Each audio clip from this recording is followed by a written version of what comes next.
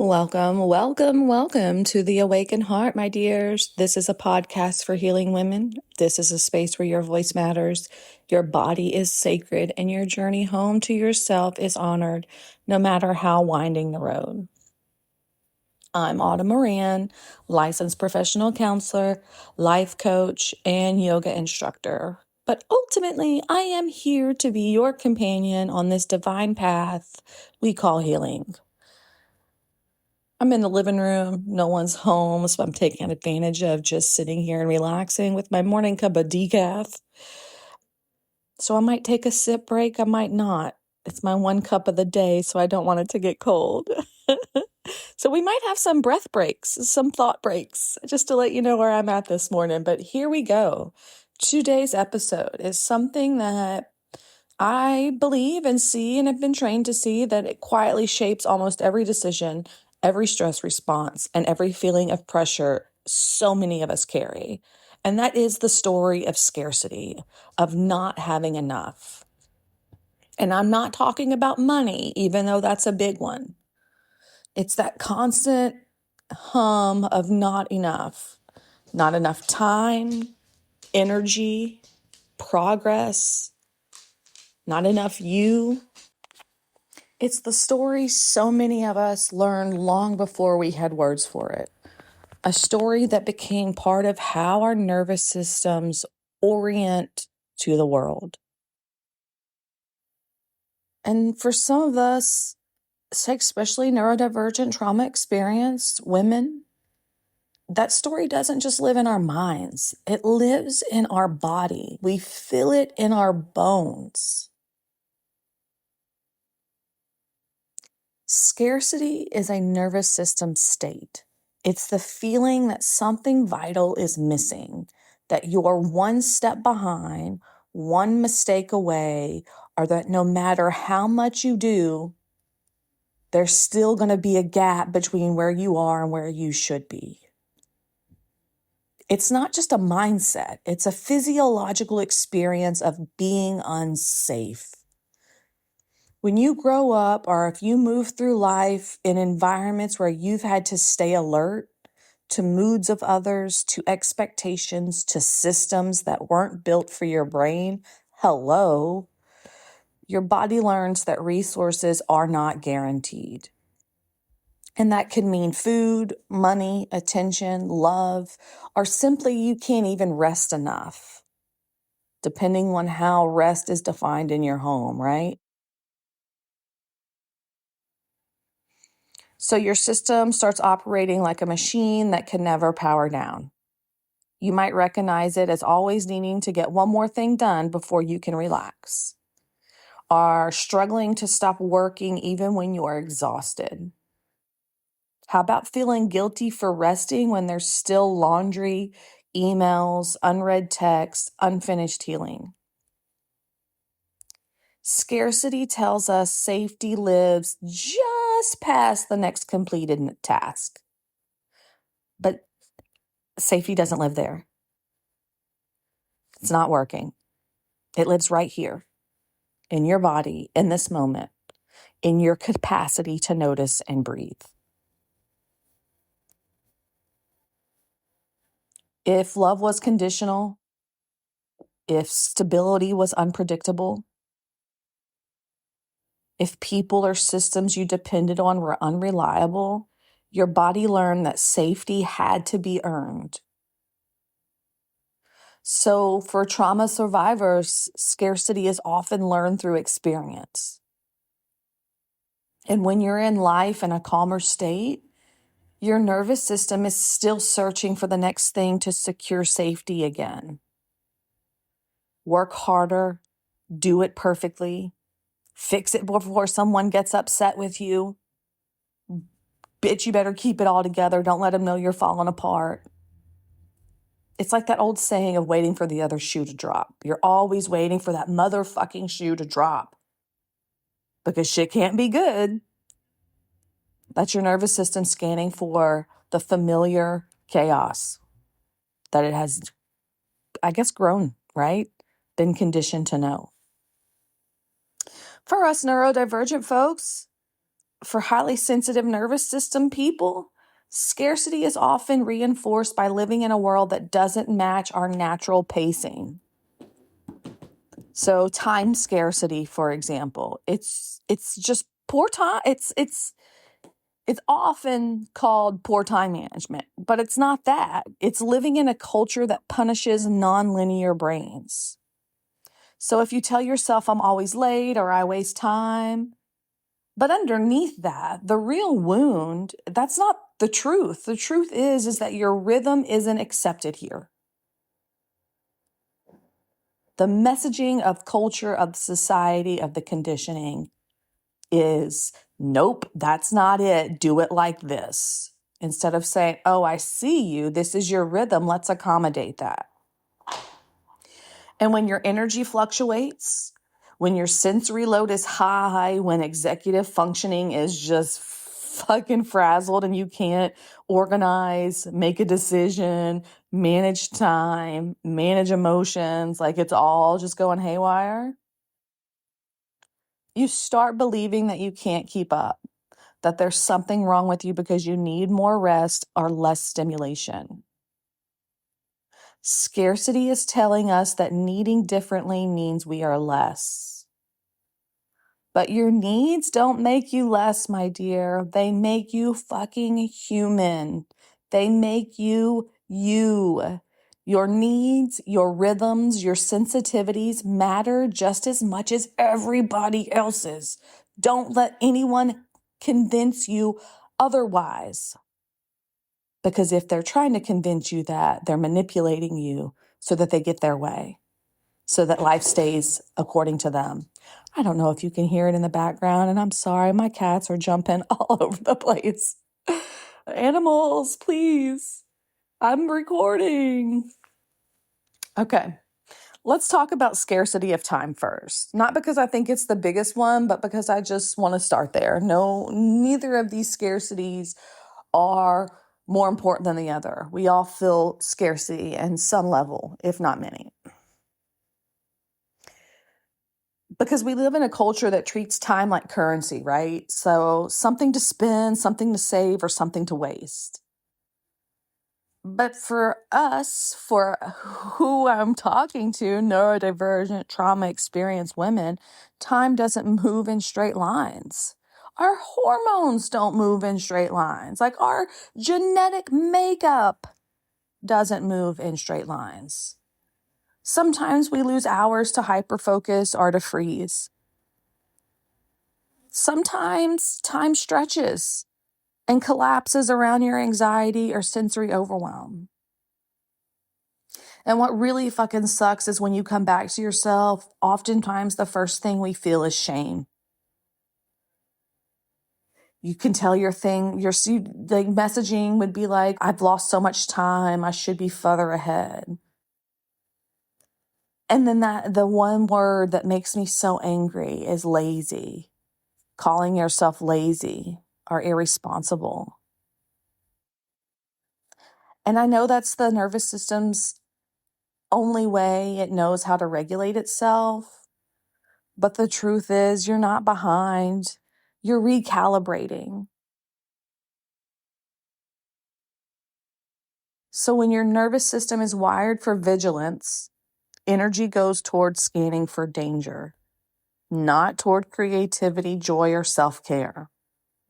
So you might wake up tired, rest and still feel tired, push yourself and still feel behind.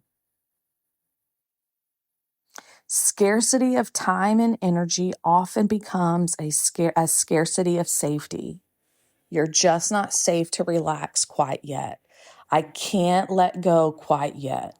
I'm not right there to take a day off. I don't have enough time. Meanwhile, you've got a PTO bank that says use or lose, and you've got weeks to take off. You've got plenty of time.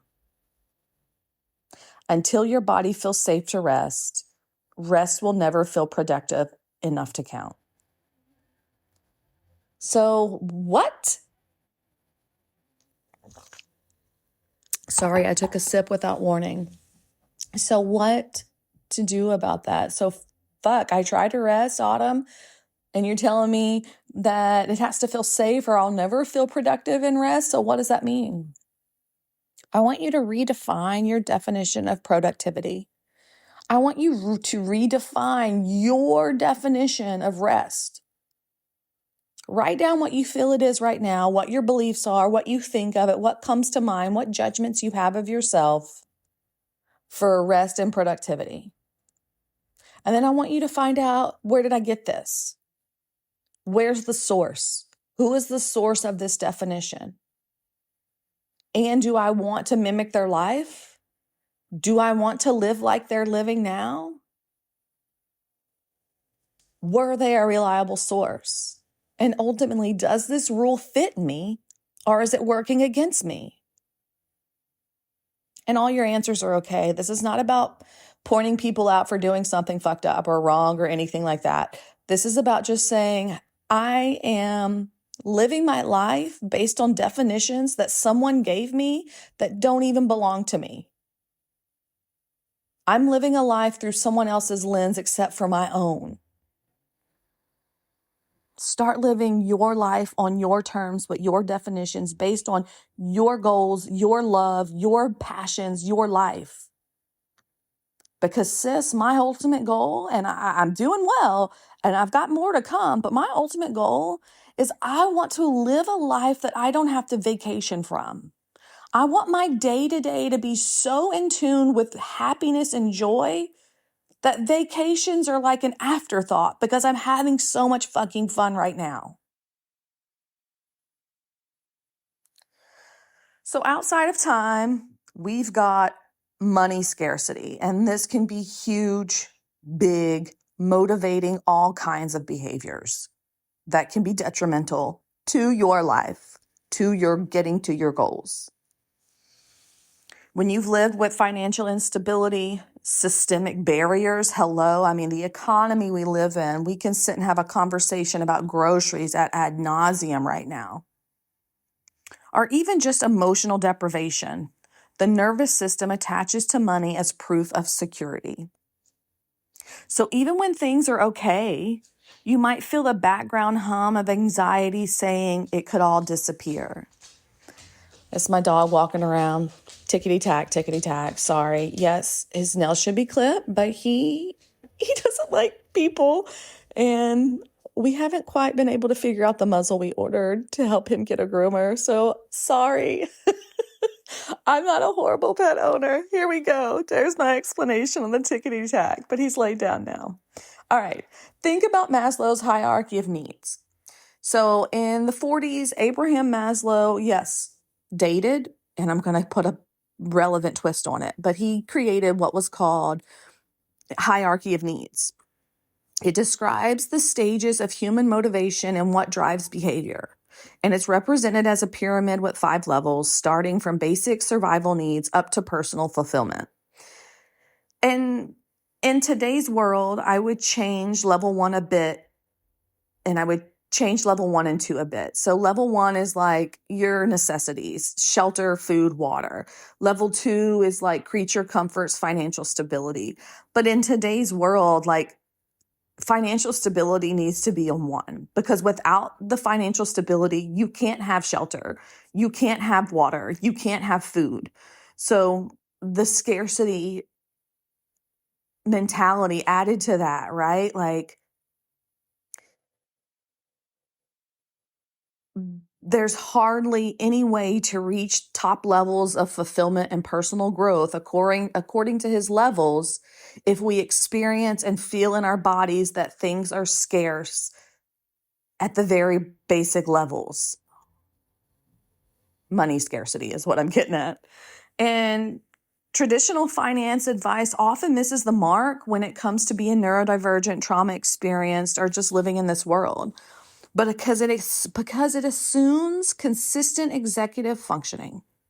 It assumes emotional regulation, and it assumes you have trust in future stability, that money is going to keep coming, that it's not going to run out. And these are things your nervous system may not always provide. It's not that you're bad with money. It's that your body associates scarcity with survival. You might overspend when you feel unsafe, like I'm going to get it before it runs out, buying comfort and control. Or you might hoard resources, afraid to use what you have because there's never going to be enough. And if you spend just a little bit, if you buy that shirt, if you take yourself out, it's all going to disappear. Talk about being neurodivergent, black and white, all or nothing thinking. Ugh, and scarcity. Aye. Scarcity isn't always about what's in your account. It's about what your body remembers. And healing starts with an awareness, not judgment. When you catch yourself in scarcity spirals, pause and name what's really happening.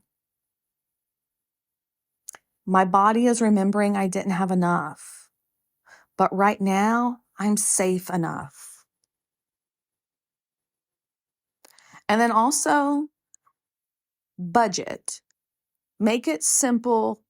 Make it some sort of 2 to 3 step process that's not overwhelming and that fits your needs. There's the zero budget. Every penny is accounted for. So you pay your bills, you pay yourself to play, you pay for groceries, you set aside money for eating out, you set aside money for savings if it's there, like even if it's $1, like just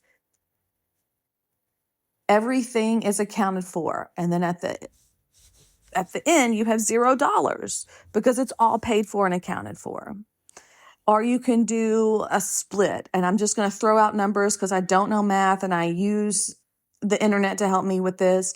But it's like a 60-30-10 split. So like a certain percentage goes to bills, a certain percentage goes to like groceries and fun time, and a certain percentage goes to savings. Whatever your pay is, take out your bills and then split that difference between splurge and save or splurge and debt. I'm not a financer. I'm neurodivergent. And when you start talking numbers to me, if you've checked out, check back in. Take a sip, take a breath. I'm not going to talk numbers anymore. I'm not throwing percentages at you. We're back on track. Because when I hear someone start talking about numbers, skip, jump, please, on to the next, because I cannot. We're going to have to do it differently. So if you have experiences with numbers like I did, sorry for bombarding you with numbers. Here we go. All I'm saying is find a simple budget. The thing about being neurodivergent, ADHD, is that what happens is anything beyond 3 steps needs visuals, needs training, needs time to adjust. So whatever your budget is, find one that gives you 2 to 3 steps, 2 to 3 anchors to get you started. It's not overwhelming. And then moving on, right? Money scarcity, there's a lot, and I think there's a lot to do for a whole episode. So this is just my first intro about scarcity, but money scarcity and time scarcity come up a lot in sessions, and it's something that I feel needs to be talked about a lot more than just this episode. So more to come, more to dive in, but scarcity of money is a big one, but it's not overshadowing the next one because I think it's also, oh my goodness, a million gajillion % important. And that's scarcity of self-worth. And I think sometimes, a lot of the times, this is the heart of it all. Because the scarcity says, I'll rest when I've earned it. I'll feel proud when I've done enough. Oof, so detrimental, so shooting yourself in the foot, right? I'll feel safe when I've proven myself. Oh, heartbreaking. This is the trauma echo. That echo, that belief that your worth is tied to your output. And in neurodivergent spaces, that's magnified by constant messages of not fitting, not performing, and not measuring up. So we learn to equate busyness with belonging. I'm going to take a sip for that.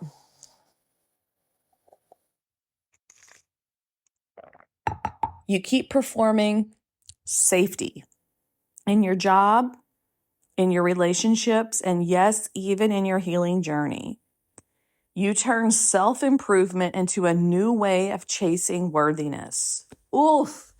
Hello, neurodivergent trauma experienced women, right? Like, it's not about trauma being my identity, but when I dug in and I realized layers and layers needed to come undone, it was a mission. It was a goal.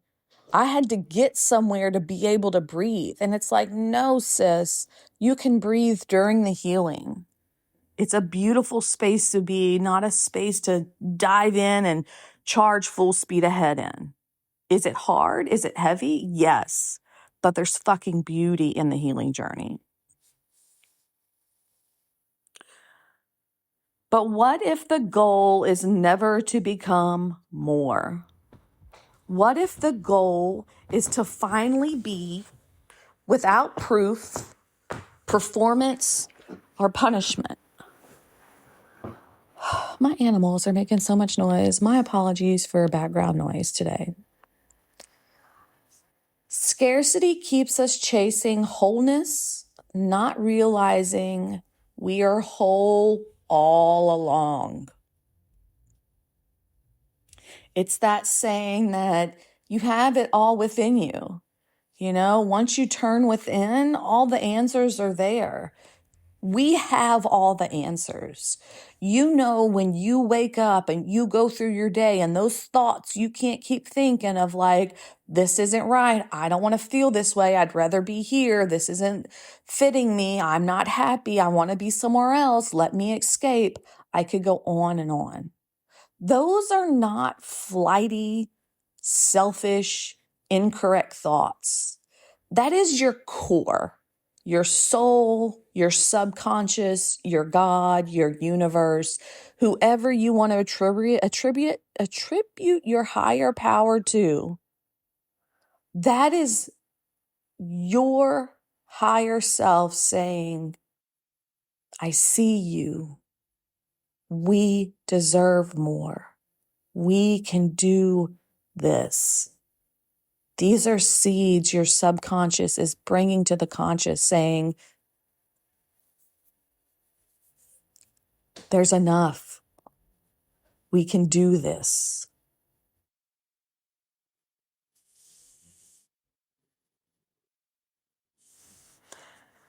And the body holds the memory of not enough in small, quiet ways. A tightness in your chest, flutters in your stomach when you check your bank balance. Maybe a hollow, sinking feeling when someone doesn't text back right away.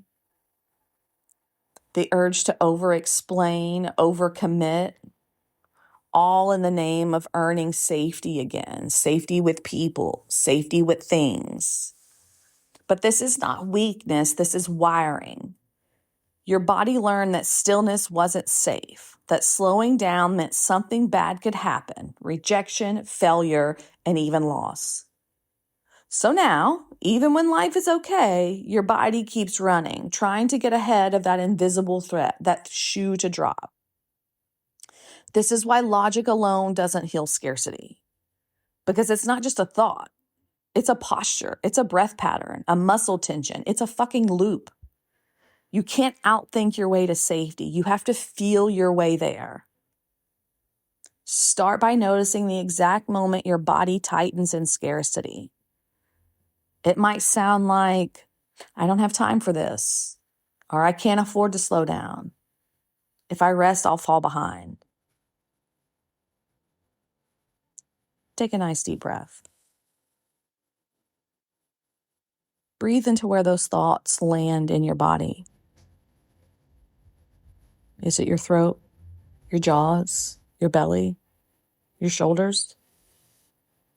Notice what it's protecting, what it's afraid of. Scarcity is your body's way of saying, I'm scared I'll be left behind. You don't need to argue with it. Just meet it. When you meet it with breath and presence and compassion, you're teaching your nervous system a new story, that safety doesn't have to be earned anymore. So, somatic breath work, this is where I'm going. If you can, place one hand over your heart, one hand on your belly. If you're driving, if your hands are busy, and everyone else, that is hands on heart and belly, relax the shoulders. Maybe roll them back. Release the jaws. Make sure the teeth aren't clenching together. And try to soften your face. In between the eyes, the corner of the eyes, around the mouth. Just try to relax. Relax the lips. Take a slow, deep breath in through your nose. Hold it there for a count of 3, 2, 1. And exhaling out of the mouth, gently let the breath out. Inhale deeply, quietly repeating to yourself, I have enough time for this moment. Exhale out any negativity. Inhale deeply. I am enough for this day. Exhale out any negativity. Inhale deeply. My body can rest without falling behind. Let out that negativity. Notice how your body responds. It's not about perfection or feeling any specific thing, but is your body curious? Is there a little bit of lightness, or do you notice where the tension is? And if your breath feels shallow, only in the chest, that's okay. If your mind wanders, that's okay too. You're practicing safety, not performance. So we're going to stay here for 3 slow breaths. As you inhale, orient yourself around your room or car, wherever you're at. Notice the color of something. Exhale out any negativity. Inhale deeply. Notice how your clothes feel against your skin. Exhale out any negativity. Last breath in here. Inhale. Notice how you feel. Any tension, any aggravation in the body or mind. Let out any negativity. Every time you breathe with your body instead of against it, you're choosing sufficiency over survival. I'm going to take a sip. Take a breath, get reoriented. I'm going to give you some journal prompts. So if you want to open up a notepad, open up your journal, or just listen up. Journal prompts are coming because I want you to reflect. I want you to dive deeper. I want you to heal your feelings of scarcity because, sis, there is enough for all of us. Enough love, enough time, enough money. And I know that the world, the politics, the economy, people are all a little upside down right now. So I'm not trying to ignore the fact that sometimes it feels like we have an existential crisis minimum of once a day. It's not even existential at this point, and I understand that too. But I'm still saying,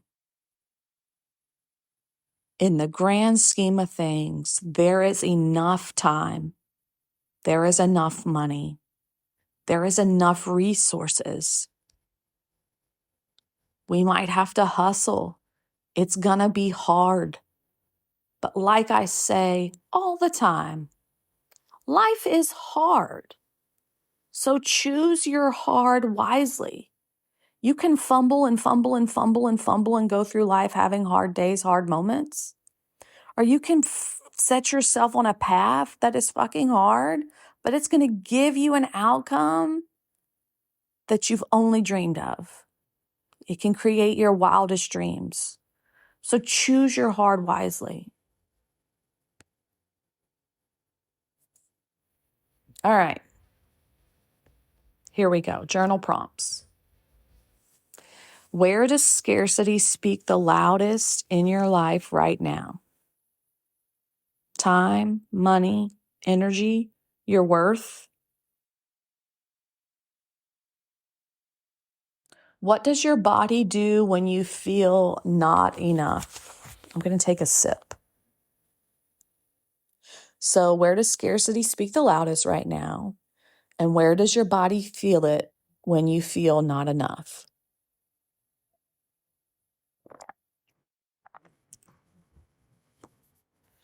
What would enoughness feel like in your body if it were safe to experience it?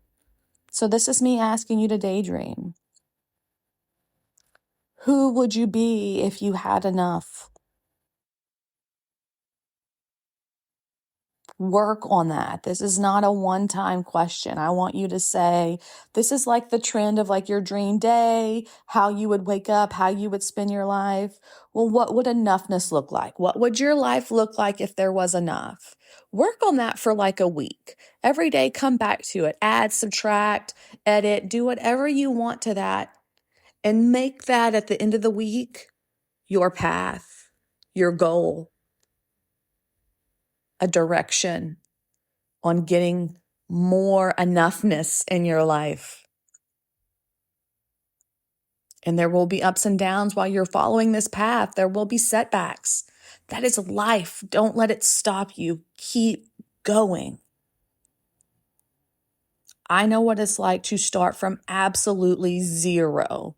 Zero money, zero support system, zero followers, zero in many aspects of my life, personally and professionally. And the one thing I haven't done is I've kept going. Did I give up a little bit? I did give up a little bit. It got hard sometimes, but I got back on it. I never gave up seeking out the life that I so want, I so dream of. It's a dream. It's been there. It's got to be there for a reason. I don't make this stuff up, just torture myself. It's doable. If you dream it, you can do it. I know that sounds silly. I know that sounds fake. Make this list. Be fucking specific. Because when you ask the universe for something, it's going to give it to you. But it's based on your specific request. Tongue-tied. Can't really say a lot of words. So be specific. Work on this list. Work on what enoughness looks like in your life. Have faith. Keep working at it. And last question, last prompt. What's one small way you can practice enough for now, just this week? I'm not asking you to fix scarcity. I'm asking you to start hearing it for what it really is. A nervous system longing for safety, belonging, and rest. Regulate the shit out of your nervous system. If opening your bank account or balancing your budget is dysregulating, throws you off, makes you irritable, makes you want to fight, makes you sad or freeze, then you've got a couple of steps. Before you do it, I want you to put an ice pack on your chest. After you do it, I want you to get you another ice pack, put it on your chest with your legs up the wall. 10 minutes. That's all I'm asking. 5 minutes to regulate with the ice pack before, 10 minutes to decompress and regulate after. And talk to yourself with compassion, understanding, and deep breaths throughout both of those processes. Because scarcity isn't who you are. It's what you've learned in order to fucking survive. And now you get to learn something new. That there is enough. You have enough. You know enough. You are enough. not because the world has changed, but because you are no longer abandoning yourself to chase what you already have. Enoughness isn't a destination, it's a way home to your own body. Other regulating techniques are humming. Hum the Star Spangled Banner, hum Happy Birthday, hum your favorite song. Chanting, any of the chakra chants or om or ah, whatever feels good. Put the bzz, bees together, the buzz sound, very good. Teeth together, lips together, bzz, very good. Dancing, being out in nature, putting your feet down in the earth, the earthing trend, but do it. It's great. Sitting out in sunshine, shaking, waving, swaying, rocking. There's several ways you can regulate your nervous system. My quick go-to is an ice pack on the chest. All right. That's it on scarcity for me for today. I believe there is more to come. I think there will be more to come. They're in my notes to do an episode on maybe breaking these down to be a little bit more detailed in how to work through it. If you like this episode, please message me. Yes, I want more. Just comment more. What emoji could you put if you wanted more about this? Just tell me what you want. Money, worth, time. What would you like to hear more of? I'd really like to have your feedback. Aim to please. And if this episode helped you feel more understood and less alone, please share it with someone else that you feel might need it. And if you don't know, now you're about to know, I offer virtual sessions. Whether you're healing trauma, navigating a big life shift, or just ready to come home to yourself, I hold space for women just like you every week, and it is my honor, my blessing, my life's goal, my life's purpose to help you be happy, to help the world be a happier place. I'd love to help you. So if that's something you're curious about, fill out a consultation form in my link tree. It's a free 15-minute convo with me. So bring your questions to suss out whether we're a good fit or not. I'd be happy to answer anything you got. And if you want something to listen to my badass Spotify playlist made for women healing through softness and strength. It's called Divine Women. It is also in my link tree. And those songs are on Apple. I think I'm eventually going to make an Apple playlist. I'm getting there. It just takes time. And there's more resources to guide you home to your voice, to your body, and to your power. Just remember, you are never too much. You're never too late. And you don't have to figure it out all alone. Until next time, my dears, may you be happy and free. May mine and your healing ripple outward to bless the world with happiness and freedom. Take care of you, and I'll see you soon.